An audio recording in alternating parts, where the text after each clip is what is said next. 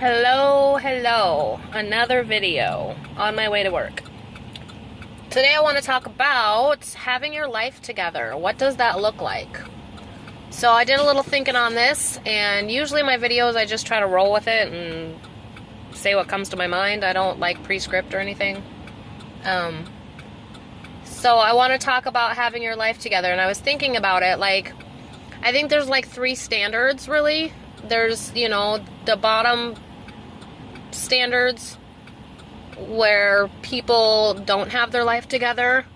They don't have a lot of standards, which is why they don't have their life together. And, their lives are a mess generally. And then there's the people in the middle who have some standards and their life is semi-together. And then there's the people at the top who have high standards, and they're the people that, look like they have the perfect lives, and they live in super nice houses and drive super nice cars and have all kinds of insurances and, always put together. They never look sloppy or messy or, like I do generally. And what's interesting for me, I think I probably fall in the middle somewhere because, I live in a decent house. My husband and I work steadily. We have 2 working vehicles. Our bills are paid every month. We have food in the cupboards most of the time. And, we have a good marriage. And so I think we fall somewhere in the middle. And the tricky part for me is, I think my husband's generally pretty happy with that. He would like to do better, but he doesn't really set the standards for himself to do better, unfortunately, and I love him dearly, and I'm not putting him down in any way, I'm just saying. But for me, I have super high standards for myself. I do. And my standards are, at the top level, and that's what I'm going for, and I hope to get there eventually. I wish I had had higher standards to begin with years ago. I'd probably be a lot farther along than I am, but it is what it is. So I have high standards for myself. I am big on self-discipline. I do spend money on things that I don't need, but it's not very often. For instance, I have more yarn than I probably need, but I don't just go and buy like $40 worth of yarn. My yarn collection has come from when I was taking orders, and the money that I was getting for the orders, I was buying yarn for the next order. And it accumulated quite greatly. But that wasn't like money out of my paycheck. Maybe 3 times I spent money out of my paycheck for yarn. I have plenty of things that I don't need, but most of them I either found or was given. I don't spend a ton of money on extra things. If I deem it necessary that it's something I need, then I will buy it. Usually.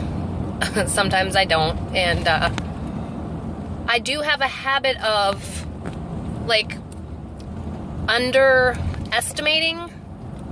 Like, I always go with the smallest amount possible. And sometimes I screw myself that way. Like, the only example coming to my mind is gambling, oddly enough. But, like, if I'm at a casino, which is, like, maybe once every couple years, I will play the penny machines. And my, like, spending amount is, like, $20. And I only play, like, the minimum amount, the basic, bid or whatever you want to call it. Whereas my husband wants to come in and put $20 in and then play all his plays on max bet.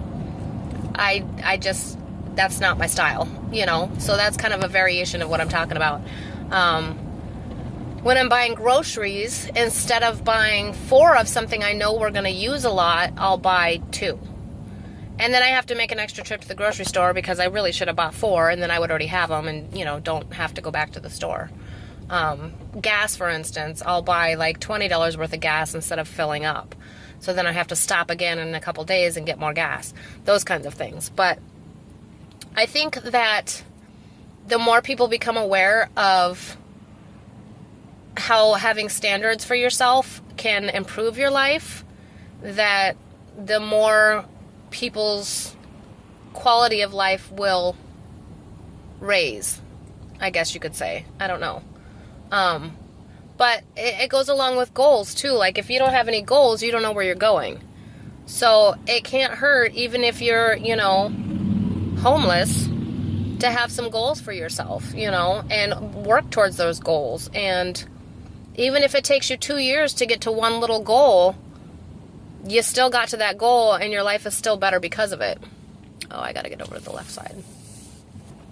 So it can't hurt to have goals. And,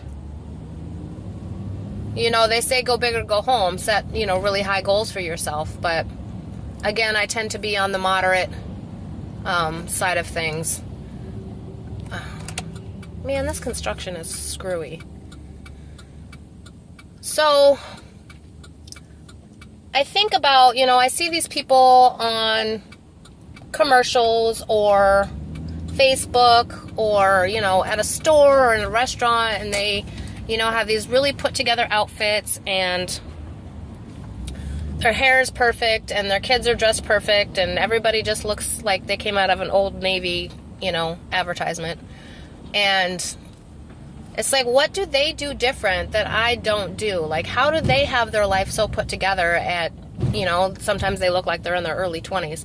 How do they have their life so put together and I feel like my life's a mess? Like I'm not getting anywhere.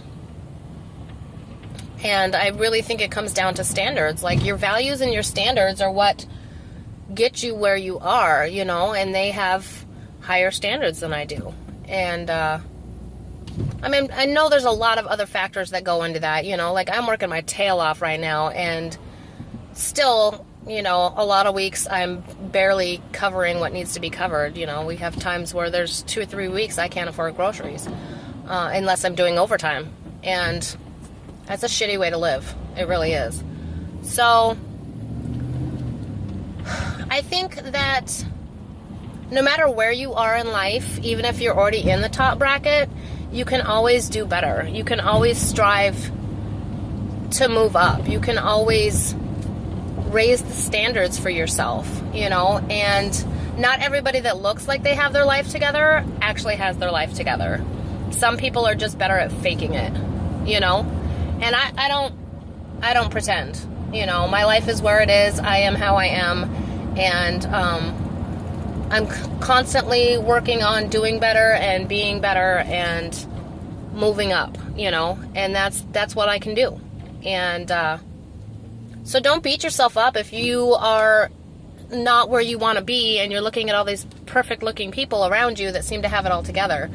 Because as long as you're working on you and you're working on raising your standards and moving towards goals and improving yourself, however that might be, then you're on your way, baby. You can't disregard the work that you're putting in because other people are ahead of you. There will always be people ahead of you, and there will always be people behind you. And it doesn't matter if you're at the top, it's still going to apply, So be okay with where you're at. Just know that you're working towards something bigger, And I applaud all of you out there that are doing the hustle like I am and working your tail off, because it might not pay off in 6 months and it might not pay off in a year. It might take 5 years, but it will pay off. And I'm excited to see where I'm going to be at in 5 years. I'm like super excited. I know that my life is going to be so different in 5 years than it is today, that it's going to be, as Lisa Nichols says, barely recognizable. It's going to be amazing. I'm excited. So that's my little rant for today. And if you have any questions or comments, please feel free to comment below, and I would love to talk to y'all. See ya.